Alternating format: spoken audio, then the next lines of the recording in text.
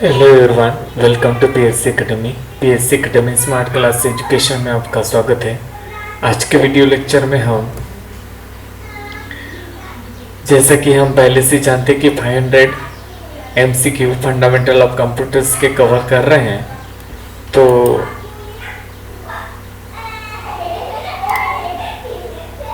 जैसा कि वीडियो में दिखाया गया है कि इसके पहले 16 ऑब्जेक्टिव हो चुके हैं हमारे।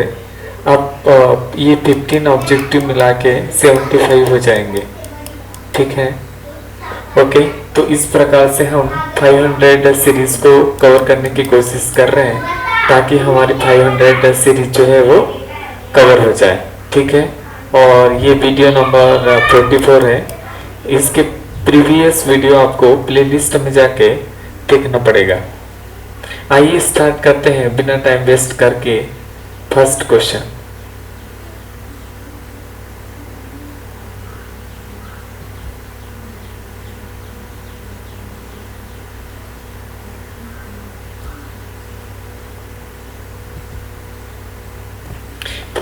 है निम्नलिखित में से मैग्नेटिक डिस्क या चुंबकीय डिस्क का प्रकार है। चुंबकीय डिस्क या मैग्नेटिक डिस्क का प्रकार बतलाना है। वो हार्ड डिस्क होता है,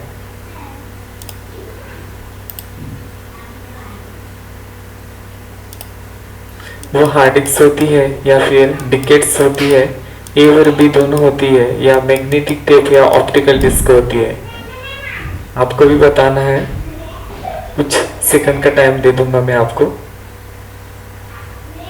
इसमें बतलाना है मैग्नेटिक डिस्क या चुंबकीय डिस्क है ना, मैग्नेटिक का प्रकार है वो हार्ड डिस्क है, डिकेट्स है, ए और बी दोनों है, या मैग्नेटिक टेप या ऑप्टिकल डिस्क है। इस प्रकार के क्वेश्चन अगर अक्सर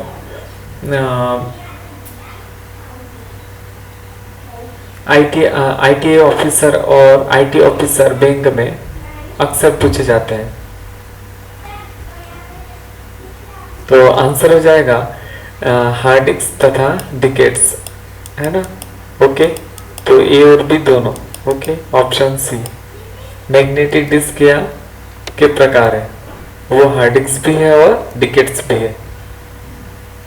नेक्स्ट क्वेश्चन है 1950 के दशक में डेटा संग्रहण की एक पहली बार मैग्नेटिक टेप ड्राइव का इस्तेमाल किया गया था। 1950 में वो मिनी कंप्यूटर के साथ किया गया था, माइक्रो कंप्यूटर के साथ किया था, या मेन फ्रेम कंप्यूटर के साथ किया था, या सुपर कंप्यूटर के साथ किया था।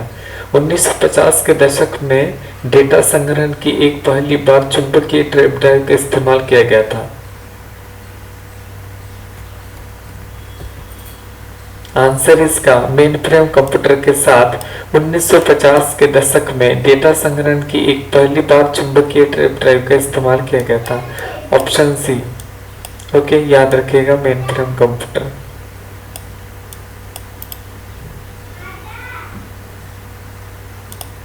ठीक है, ओके।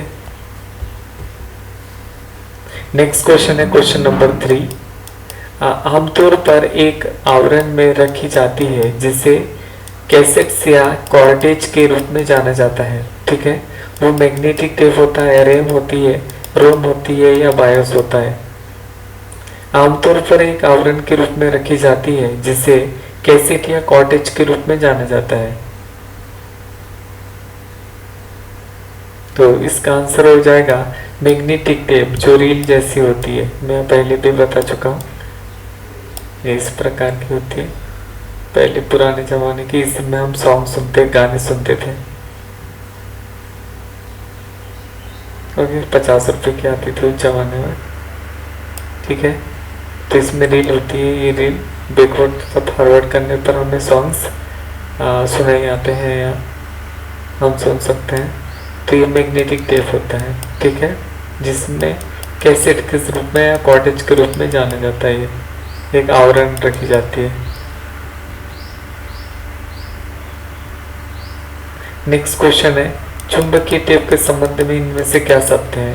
यह डेटा स्टोरेज डिवाइस है या फिर सीक्वेंशियल स्टोरेज डिवाइस है। चुंबकीय टेप ग्रहण आमतौर पर ऑफलाइन तथा अभिलेखीय आर्चिवल डेटा स्टोरेज डेटा संग्रहण के लिए उपयोग किया जाता है, तथा टेप ड्राइव डेटा का सीक टाइम बहुत धीमा होता है। टेप ड्राइव टेप से बहुत जल्दी डेटा स्ट्रीम कर सकता है। आंसर दे दिया है इसमें उपयुक्त सभी।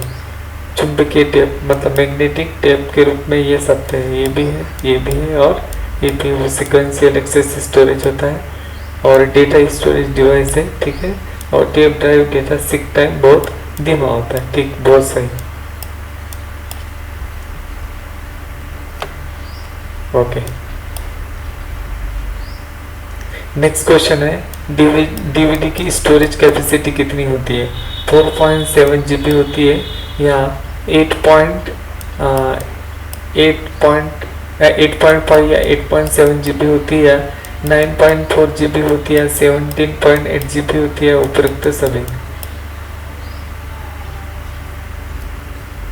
तो आंसर इसका ये उपयुक्त सभी। डीवीडी की कैपेसिटी स्टोरेज आजकल ब्लू रे डिस्क आ गई है, तो एक्चुअल में डीवीडी की जो कैपेसिटी होती है वो 4.7 GB होती है, बट ब्लू रे डिस्क आ गई है तो इसमें पूरा डेटा हम स्टोर कर सकते हैं ABCD का, ठीक है। तो 17.8 GB तक की हमारी ब्लू रे डिस्क आ जाती है।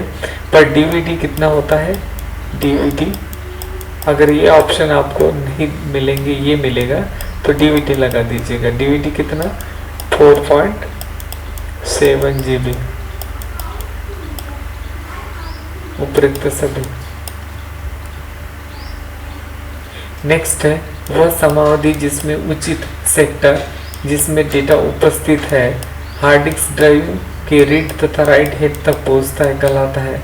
वो सीक टाइम होता है या रोटेशनल लेटेंसी होता है या एक्सेस टाइम होता है या इनमें से कोई नहीं।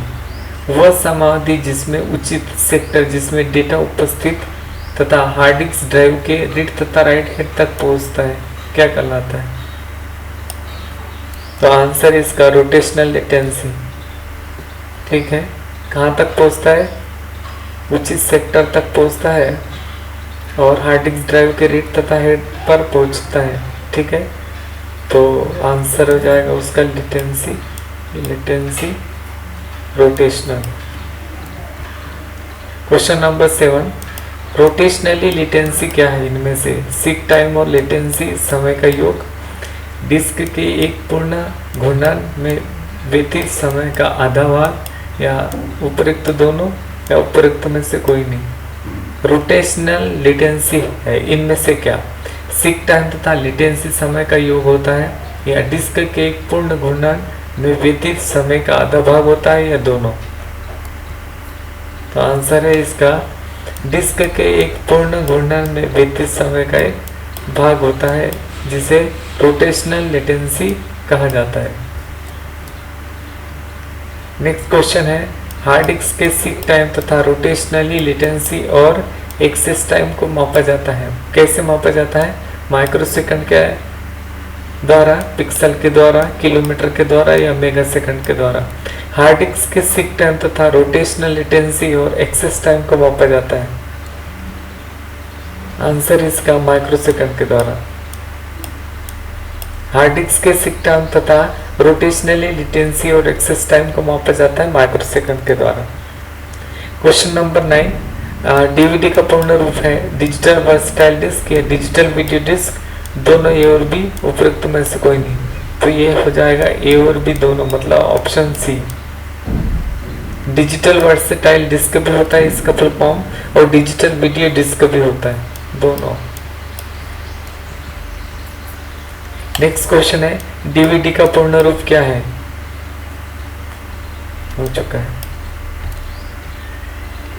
नेक्स्ट है question number 10, optical device optical disk के परावर्तनशील सतह सेल्फ एक्टिव सरफेस पर डेटा को लिखने तथा पढ़ने के लिए प्रयोग किया जाता है। लेजर किरण, सनलाइट, ए और बी दोनों या इनमें से कोई नहीं। ऑप्टिकल डिवाइस ऑप्टिकल डिस्क के परिवर्तनशील सतह सेल्फ एक्टिव सरफेस पर डेटा को लिखने तथा पढ़ने के लिए प्रयोग करता है। यह लेजर लाइट होगा। आंसर है ए, ऑप्शन ए, लेजर लाइट। जो क्या करता है? ऑप्टिकल डिस्क जब घूमती है उसकी सरफेस को पढ़ने के लिए किसका यूज किया जाता है? लेजर लाइट का। क्वेश्चन नंबर 10, 1958 में ऑप्टिकल रिकॉर्डिंग तकनीक का आविष्कार किसने किया था? David Paul, Greg, James Russell या चार्ल्स बेबज, बिल गेट्स या मैडम क्यूरी? 1958 में ऑप्टिकल रिकॉर्डिंग तकनीक का आविष्कार किसने किया था? आंसर इसका डेविड पॉल, ग्रेग तथा जेम्स रसेल। ठीक है, किसका 1958 में ऑप्टिकल रिकॉर्डिंग तकनीक का आविष्कार किसने किया था? तो डेविड पॉल, ग्रेग तथा जेम्स रसेल ने 1958 में ऑप्टिकल रिकॉर्डिंग तकनीक का यूज किया था। नेक्स्ट क्वेश्चन है क्वेश्चन नंबर 12। और ये तो हो चुका है अपना। क्वेश्चन नंबर 13, सिस्टम सॉफ्टवेयर इनमें से क्या है? वो ऑपरेटिंग सिस्टम है, असेंबलर तथा कंपाइलर है, डिबगर, डिवाइस ड्राइवर है, सिस्टम यूटिलिटी है, उपयुक्त में से सभी। तो इसका आंसर हो जाएगा उपयुक्त सभी। मतलब सिस्टम सॉफ्टवेयर के प्रकार ऑपरेटिंग सिस्टम को बोलते हैं, असेंबलर तथा कंपाइलर ये भी ऑपरेटिंग सिस्टम के अंतर्गत आता है, डिबगर, डिवाइस ड्राइवर तथा सिस्टम यूटिलिटी ये भी ऑपरेटिंग सिस्टम के अंतर्गत आता है। इसलिए आंसर क्या हो जाएगा? उपयुक्त सभी। नेक्स्ट है क्वेश्चन नंबर 14, यूटिलिटी सॉफ्टवेयर के प्रकार है, टेक्सर, एडिटर या लोडर, फाइल मैनेजर या लिंकर या उपयुक्त सभी। यूटिलिटी सॉफ्टवेयर के प्रकार, तो आंसर हो जाएगा उपयुक्त सभी। तो यूटिलिटी सॉफ्टवेयर के प्रकार में टेक्सर एडिटर भी आता है, लोडर, फाइल मैनेजर भी और लिंकर भी आता है। तो ऑप्शन क्या हो जाएगा? ऑप्शन डी, उपयुक्त सभी। क्वेश्चन नंबर 50, यूटिलिटी सॉफ्टवेयर के प्रकार है, क्या है? एंटीवायरस है, बैकअप सॉफ्टवेयर है या रजिस्ट्री क्लीनर्स है या फिर उपयुक्त सभी। तो यूटिलिटी सॉफ्टवेयर के प्रकार उपयुक्त सभी हो जाएगा। ये एंटीवायरस भी यूटिलिटी सॉफ्टवेयर के अंतर्गत आता है, बैकअप सॉफ्टवेयर भी यूटिलिटी सॉफ्टवेयर के अंतर्गत आता है तथा रजिस्टर क्लीनर भी यूटिलिटी सॉफ्टवेयर के अंतर्गत आता है। तो आंसर क्या हो जाएगा इसका? उपयुक्त सभी।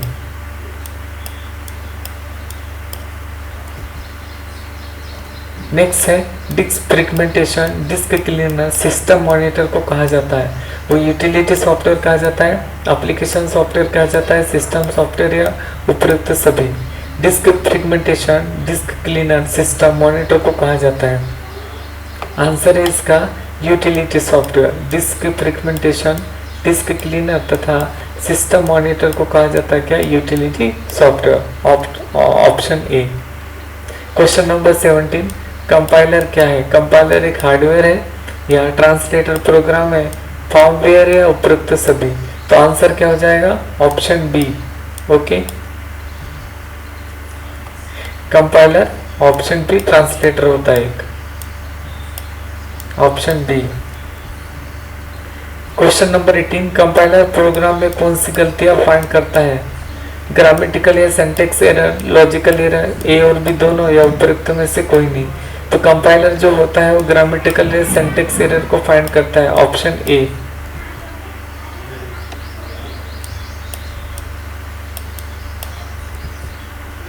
Question number 19, high level language में ट्रांसलेटर का उपयोग करता है कौन? असेंबलर, कंपाइलर, सी, ए और बी दोनों या उपयुक्त में से कोई नहीं। तो हाई लेवल लैंग्वेज में ट्रांसलेटर का उपयोग जो करता है वो कंपाइलर करता है। Okay, question number 20, system software क्या है? असेंबलर है, कंपाइलर है, इंटरप्रेटर है, उपयुक्त सभी। तो सिस्टम सॉफ्टवेयर जो होता है वो हमारा ये असेंबलर भी होता है, कंपाइलर भी होता है और इंटरप्रेटर भी होता है। तो ऑप्शन हो जाएगा डी, उपयुक्त सभी। तो इस प्रकार से हमारे 20 क्वेश्चंस फिनिश होते हैं। और यदि आपको ये वीडियो अच्छा लगता है तो लाइक, सब्सक्राइब तथा कमेंट्स जरूर कीजिएगा। मिलते हैं अपने नए वीडियो सीरीज़ में, 500 वीडियो सीरीज़ में। Okay, thank you very much.